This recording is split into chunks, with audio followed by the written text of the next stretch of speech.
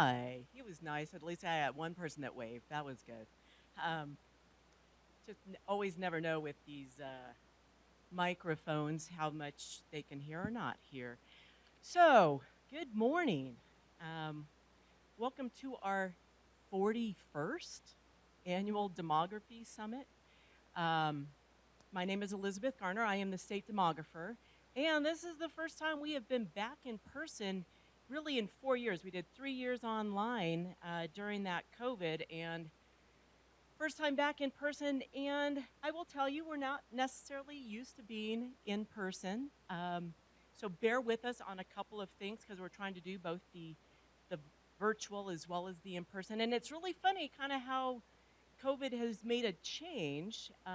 Before COVID, we used to also do the online version, and it was about a 3-to-1 ratio, 3 people in the audience to every one person online. Now, after COVID, it's like the opposite. It's for every one person in person, there's 3 people online. So I think we're understanding preferences. Who knows? This may be our last in person, so enjoy yourself, um, because we're just not sure what people are going to want. First, I want to thank our sponsors for the event. We've got SIPA, the State Internet Portal Authority. I don't know if are they here. There we go. Thank you very much for supporting us, and for any local governments that are really looking at resources, make sure you connect with SIPA because they do have a lot of resources for your online presence. I also want to thank Vetra Bank. I think they're online, as well as Northwest Colorado Council of Governments, and I think that they are online as well. If you can see on both your tables as well as on the screen, and I think people online have the information as well, we're going to be doing a lot, we're going to try to do a lot of engagement using the tool called Slido. And we're going to maybe do a first test. Oh, but I didn't bring my phone. We'll do the first test in a minute. Um, but I want people, oh, actually, I think Adam's going to do it. And are you going to do what does demography mean to you?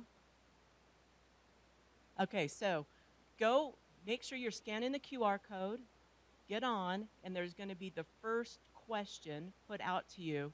And it is, what does demography mean to you? And we'll start playing with that. We just want basically you guys to get on there, and we'll look at look at the answers in a second. But the reason why I want you guys to get online is because that's how we're going to do all of our Q&A. And you're going to see within the Q&A that if you see a good question that comes up, you can like hit it and do a thumbs up. And so the more thumbs up that question gets, the more relevant it becomes to us in terms of asking it to whoever the speaker is. So we want you to get in there. And Adam, have you seen, are people getting in there? How are people feeling? Are you getting online? All right, well, we'll keep on that one. Also, people always ask, oh, how can we give an evaluation for this event? Well, the evaluation form opens up at the very end. I'm sorry that we don't do it during. Next time we'll get it to where it's functioning all the way during the event.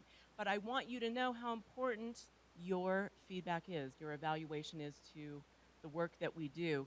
It will help inform our content. It will help inform whether we do this in person or not, how long our different discussions are if you want more information about certain areas. So the reason why we hold this annual event is actually in statute. Back, in the 80s when they created this office, they said, you shall hold an annual summit to review your methodologies and your outcomes with the general public.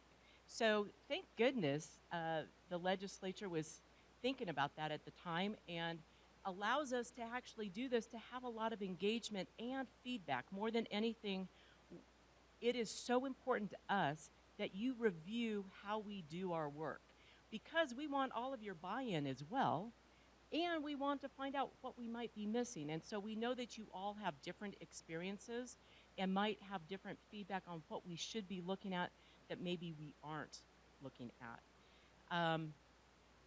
It also allows us to have a lot of public involvement, and we want people to realize that we're not creating our estimates and forecasts and different information with a certain bent in mind. We're trying to be as unbiased, which we know is impossible to be completely unbiased, but as unbiased as possible when we're creating our estimates and our forecasts.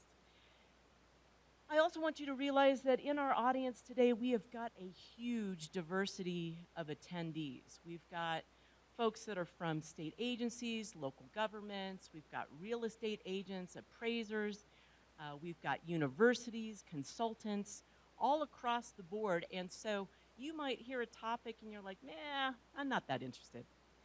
But somebody else might be.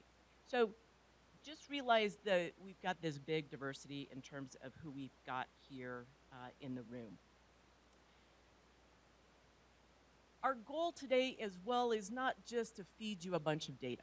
Our goal is to say why it's important and why it matters and how the variables are related to each other and the connections.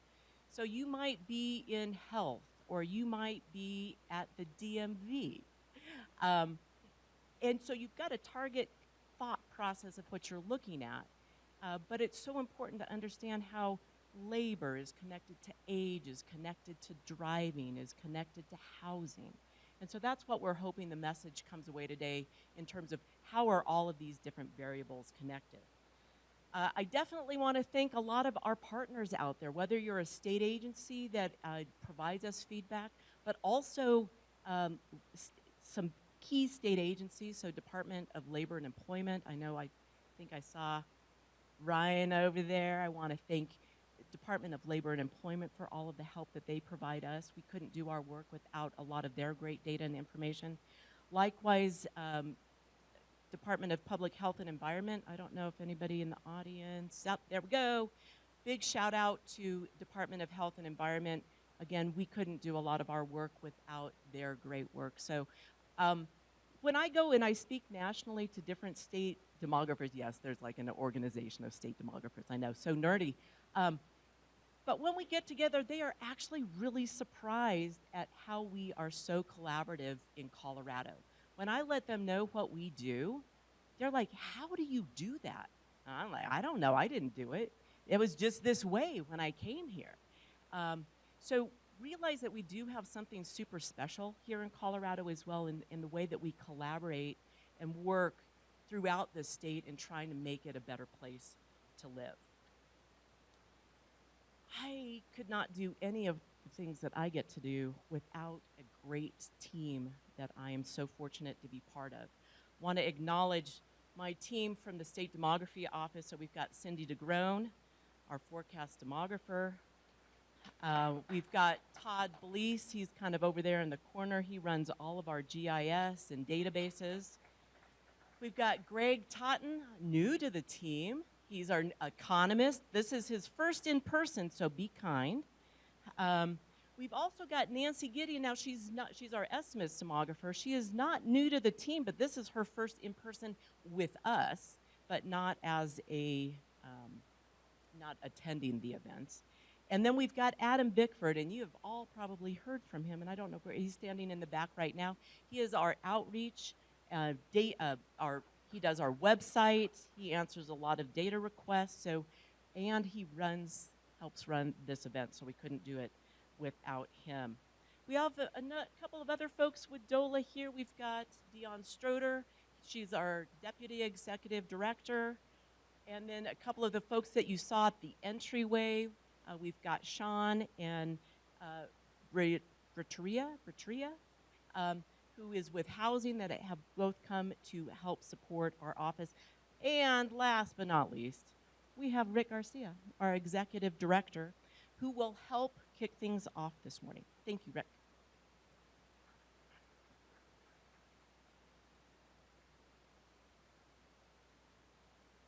Good morning, and thank you, Elizabeth. I too was going to acknowledge the great SDO team, but you already did that. But let me just add accolades to certainly Elizabeth, Cindy, Adam, Nancy, Todd and Greg for organizing this.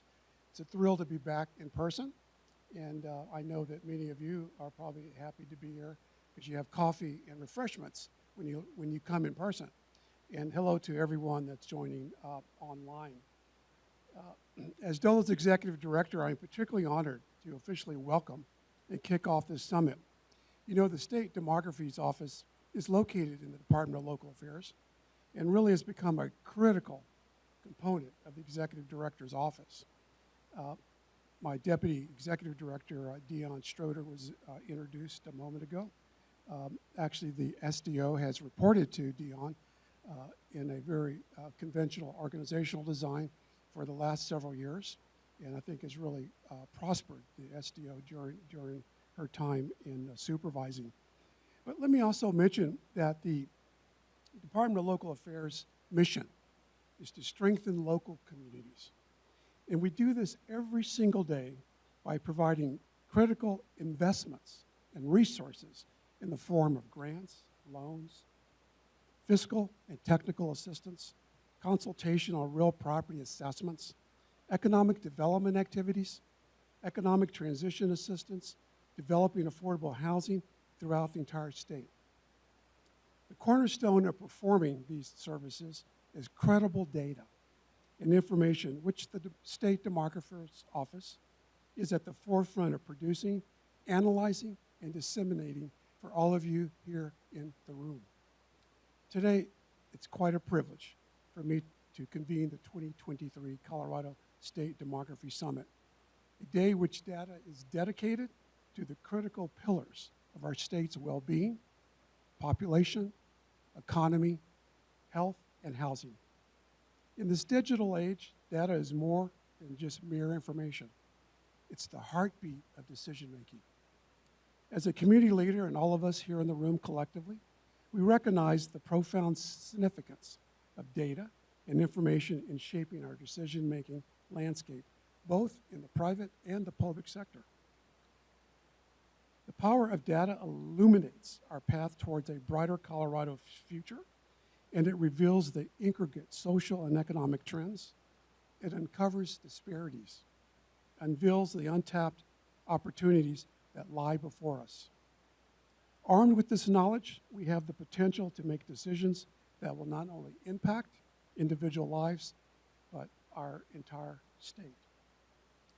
Today, we will delve into the impact of demographics of our state and how these data play a pivotal role in shaping our population. Colorado's diverse blend of urban and rural communities, along with its rich cultural tapestry, makes it a microcosm of the United States. By closely tracking and understanding our population makeup, we can address the unique needs and aspirations of all our residents. Demographic data enables informed decisions in education, healthcare, and housing. Also, demographics also deeply influence our economy. Colorado boasts a diverse economic landscape, from technology, healthcare, agriculture, to tourism. Understanding this diversity through demographic data is essential for informed decision-making at all levels. It helps us identify disparities and opportunities, guiding economic strategies and workforce initiatives that benefit us all. Health and healthcare demographics reveal the interconnectedness of health and broader societal issues. In a state known for its outdoor recreational opportunities, understanding health demographics informs initiatives related to physical fitness, mental health support, and substance abuse prevention. It is also crucial in responding to health emergencies like COVID-19. Finally, I wanted to mention affordable housing, indeed one of the biggest policy issues of our times. In addressing our top priority of affordable housing, demographic data plays a pivotal role. It helps us identify affordability challenges, assess homelessness rates, analyze home ownership rates and trends, and is crucial for ensuring safe, accessible, affordable housing for all our residents. Data guided recent legislative actions and DOLA initiatives like the Transformational Affordable Housing Grant Program and the Transformational Homeless Response Grant Program, along with developing targeted 5 Metro Denver Regional Navigation campuses, intended to direct those unhoused living outside towards equitable, safe, and sustainable housing opportunities with supportive services. The 2023 Colorado State Demography Summit is a testament to our shared commitment to a brighter, more prosperous future for Colorado. Your participation, your feedback, and your dedication are the driving forces behind our state's progress. By using data and information, we are creating a roadmap towards a better tomorrow. So in closing, I encourage you to make the most of this summit, connect with your fellow participants, and engage in enlightening conversations. Your presence here ensures that Colorado's future is one of inclusivity, resilience, and an opportunity for all. Thank you for being part of this wonderful summit, again in person after 4 years. Please participate in dialogue, and I look forward to the valuable discussions and insights that will shape our path forward. Enjoy this summit, and thank you again.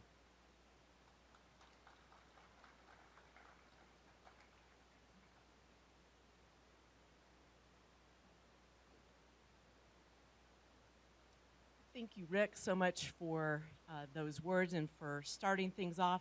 I'm just going to do a quick check with Adam. Where did he go? Oh, the folks online, can they see the Slido? Okay, I just want to make sure that they can see the components to log on. So with that, what I would like to do is introduce our first speaker. So it's Nancy Gideon, who I had mentioned earlier, and she is going to talk to us about population estimates and what's been going on in the state. Thank you.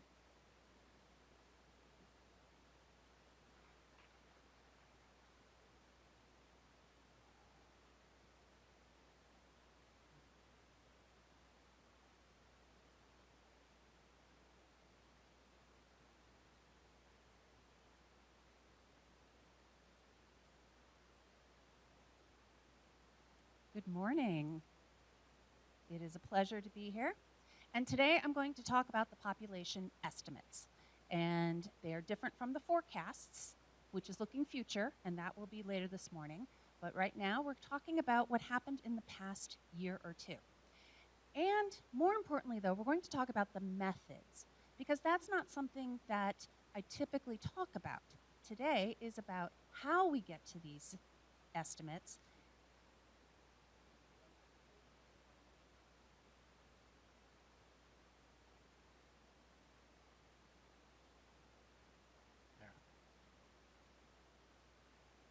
Got it. Okay. The meeting got it. Okay. So we're going to talk about methods, and let's jump into it. First, though, there have been some changes. And anybody who has been involved in a municipality or county already had an opportunity to provide feedback on the estimates. But first of all, the county estimates, nothing has really changed. Those are about births, deaths, and migration. But the municipal estimates are derived from the county estimates, and there have been some changes there. There's been a change in one of the outputs. And again, if you've already looked at some of our estimates for vintage 22, you may have noticed this. We are now going with the household population to total housing units ratio. And this is because of issues with the 2020 census and their disclosure avoidance. And it's combining two factors, vacancy rate and persons per household, into one multiplier. And we'll go into depth there. But I want you to remember that there is this difference between the county estimates and the municipal. So we're going to start with the county. But first, this data is provided for all geographic levels, for counties, municipalities, unincorporated areas, the Conservation Trust Fund special districts. The outputs are always total population, household population, group quarters population, and housing units. And on this slide, it shows occupied and vacant and persons per household. But that is what's changing, and we'll get to that in a moment. But the county estimates are very simple. We start with a base year, which is always the last decennial census. We add the births and subtract the deaths, which we get from the Colorado Department of Public Health and Environment. Then there's the migration component. This data we're getting from the Census Bureau, and it's provided through IRS data. They analyze where people file their federal tax returns year over year and can come up with where people have moved. So we add in people who moved in, subtract those who move out to get a new population. We continue this each year until the next decennial. But the other thing is each year we revise back. So last year we came out with Vintage 2021, which was population estimates for July 2021. This year we did this for July 2022. But 2021 data and 2020 data has been revised. So what you may have downloaded, what I presented last year, that was July 2021, is now changed. Because each year we do get slightly better and different data, and we incorporate that in. So always keep that in mind, that what's on the website today is Vintage 22, and the July 21 and July 20 is different than what was posted last year. So Colorado is part of the nation, and we have to look at the nation to see that picture. And growth is slowing. The United States, since the 2020 census, so about two and a quarter years, the growth rate has been 0.6%. 18 states lost population during this time period. And on this inset map of the United States, those states that are shaded red, orange, and yellow gained population, but those shaded in blue lost population. New York, California, Illinois, and many of the Midwestern and New England states lost population, whereas Texas and Florida and some southeastern and southwestern, like Arizona, gained population.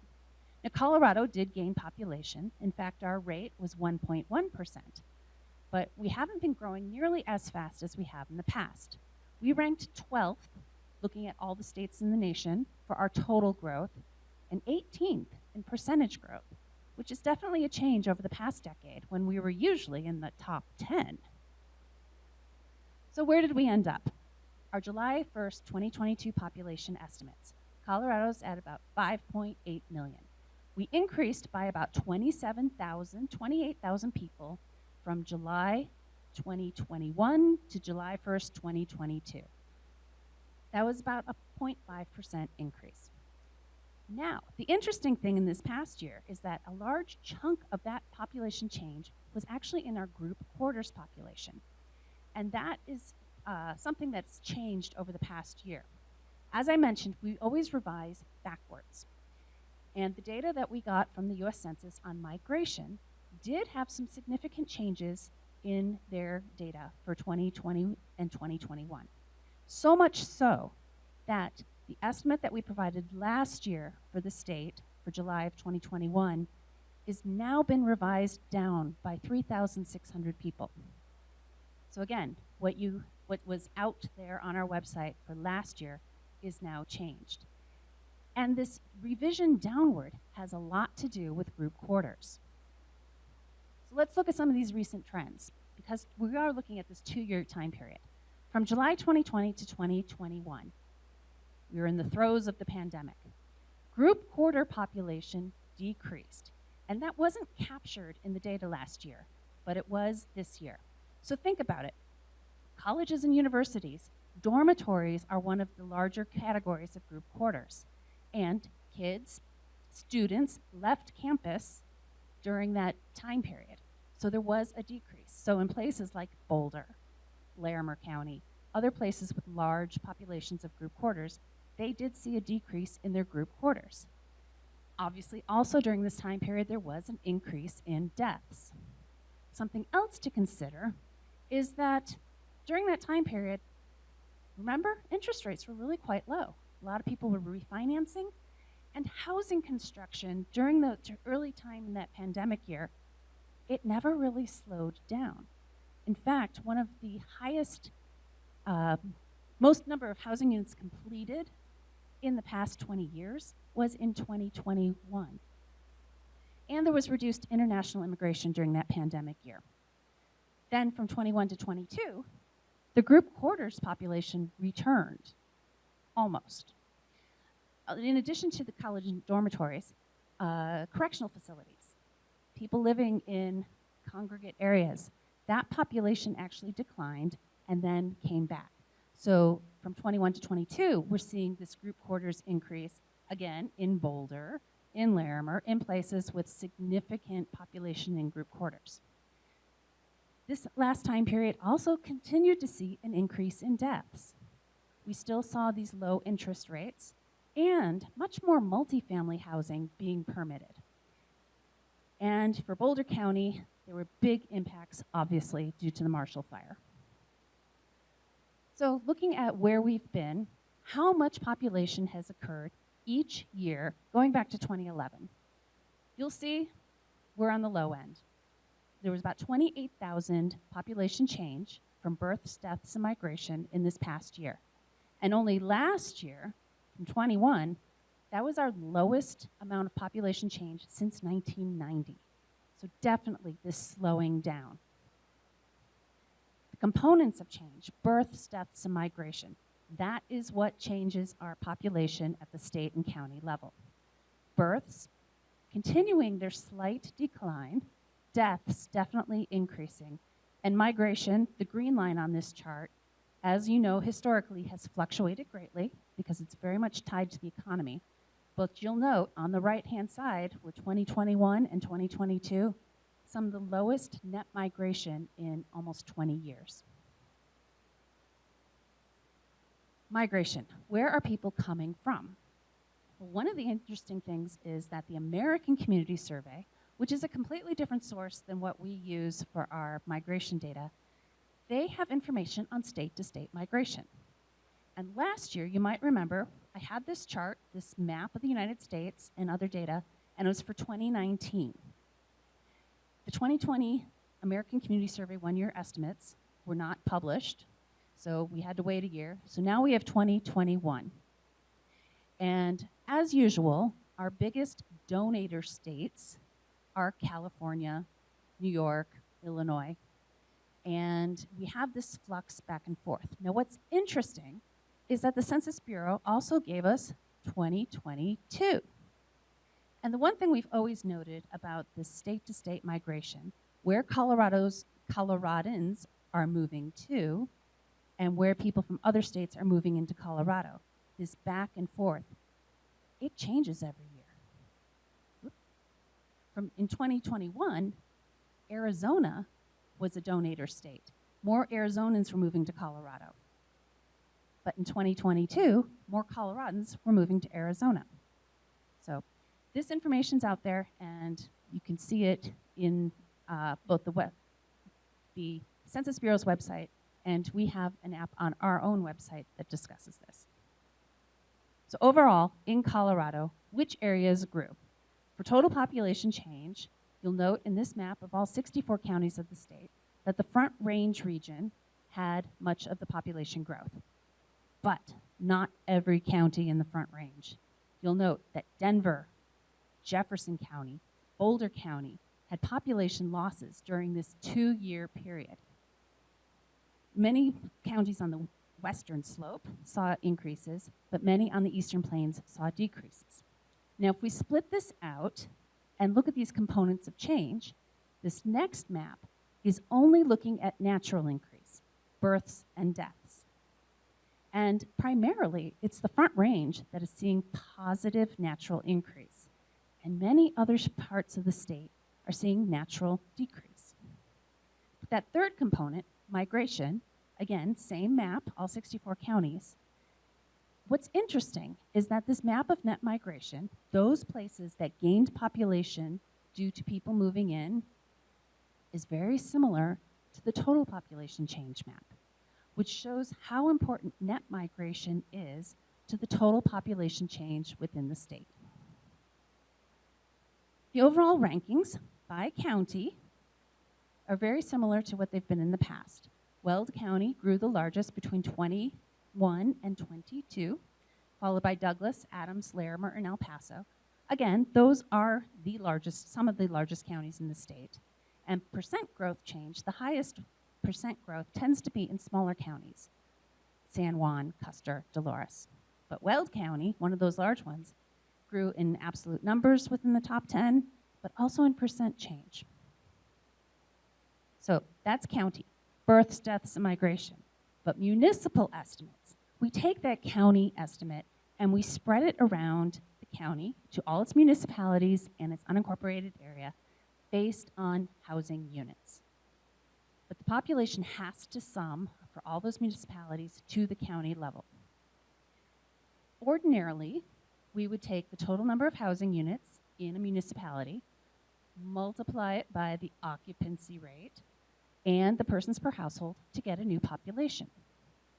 But very rarely, if you do that for all places within a county, will it sum to that new county total. This is where we have to control it to the county level. And let's talk about housing units for a moment. So one source of data for housing units is the Census Bureau's Building Permit Survey, where it provides information on how many residential building permits were issued in all sorts of jurisdictions throughout the country. This chart is showing Colorado as a whole. The blue bars indicate single-family housing, and the orange is all sorts of multifamily, 2 or more units. As I mentioned, 2021 saw some of the most number of permits in any given year since 1994, since this chart. So lots of housing units were being built in 2020 and 2021 and even 2022. So how does that housing unit construction compare to the population? Well, what's interesting is they don't often match. What we're looking at here is both the household population change, the annual change, and that's the red line on this chart. The blue bars are how many new housing units came online in that given year. How many new housing units were built. Now this goes back to 1990, and you'll see a steady increase in the number of housing units until the Great Recession, when housing unit construction fell down to practically nothing in 2010. But it's been going up since. And again, that 2021, we saw the most permits. So in 2022, we saw a very high number of completions. But this red line, population, during the Great Recession, even though we were not building very many housing units, there was still new household population in the state. And now that we are building lots of housing units, that red line is low. As I said, we only had about 27,000 additional people in the state year over year. But we completed over 50,000 housing units. Now, some of the variables that factor into households are vacancy rate and average household size. Those were 2 of the variables that we would use to calculate the municipal population. But what's been very interesting is that vacancy rate has been declining over time. This data is from the American Community Survey. It's for the entire state as a whole. But vacancy rate has been declining, which would mean occupancy rate is increasing. Average household size actually went on an interesting journey this past 12 years. In the 2010 census, it was about 2.49 people per household. But it increased during the middle of the last decade, 2013 through about 2017, then started coming down. When the 2020 census was released, we found that the average household size was about the same as it was a decade ago, which is not what we would typically have expected. But since 2020, average household size has been declining rather rapidly. Household size can be factors in number of children, and we know that there have been fewer births.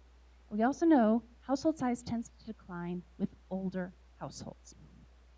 So what does all this mean? Household size and occupancy rate, or vacancy rate, the same thing, are changing so fast, we do not know exactly which ones to hold constant anymore. So, following some advice from the Census Bureau, we are now using a new variable that combines them both. If we look at the occupancy rate, which is occupied housing units divided by total housing units, and persons per household is that household population divided by occupied housing units, they cancel each other out. And so persons per household divided by total housing units gives us the same information but combined into one multiplier. That multiplier over time is displayed on this chart. It fluctuates over time. It was very high higher in the 1990s, low during the Great Recession, but then higher again in that mid-decade. But it's coming back down again. We don't pretend to know what is the optimal ratio. And again, this is a statewide average, and local communities are going to look different. But the average over time has been 2.25. We find that this combined variable is how, at least for the next perhaps decade, we will be presenting this information. So, all that being said, all the methods, what did we come up with? Well, we already know that Weld County was one of the fastest growing counties in the state, so it would make sense that the municipalities within Weld are some of the faster growers.